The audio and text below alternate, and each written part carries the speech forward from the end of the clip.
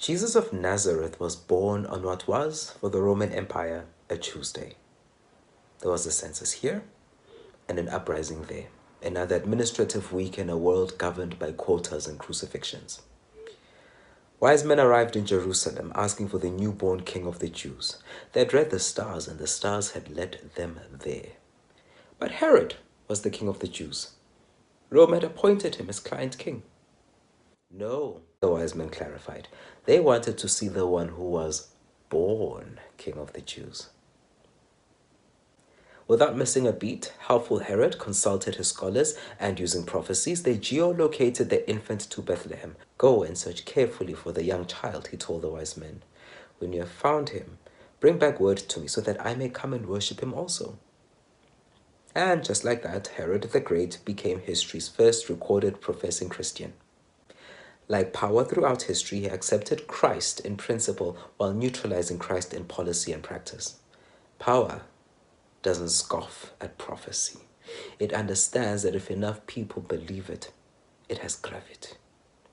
In the book of Revelation, John sees this event play out as a dragon standing in front of a pregnant woman who's about to give birth. They flee, it sends a flood after them. That's the army.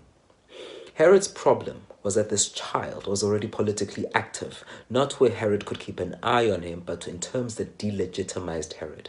The wise men had said he was born king. The religious checked their scrolls, their texts, and found indeed he was. The astrologer said his name was written in the stars. Herod had clawed his way into power, but this baby, this pretender, had, by merely being born, passed an administrative check no empire could forge.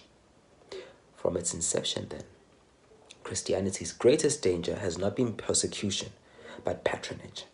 Not rejection, but a smile that asks for directions.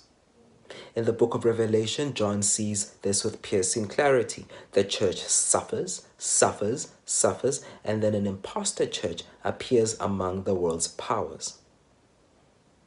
The wise men left Herod. A day passed, then another, then another.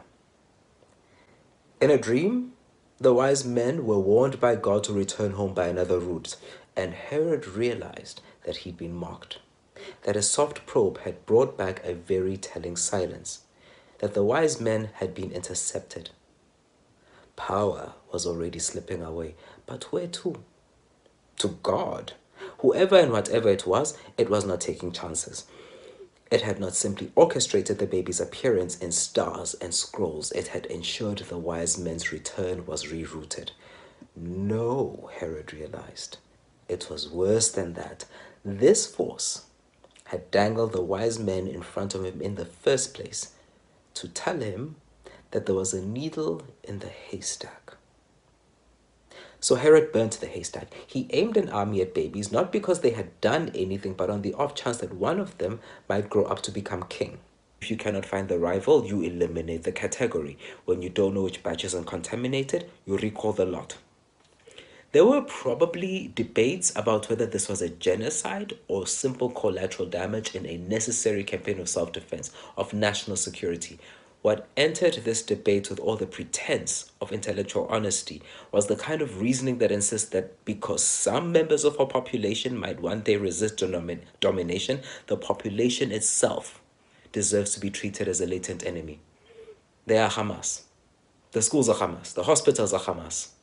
Hamas uses the general population as a shield. Some members of the general population accept this, others cooperate under duress. Even the children are Hamas. The toddlers are terrorists. They are accused of carrying weapons that are heavier than their emaciated bodies.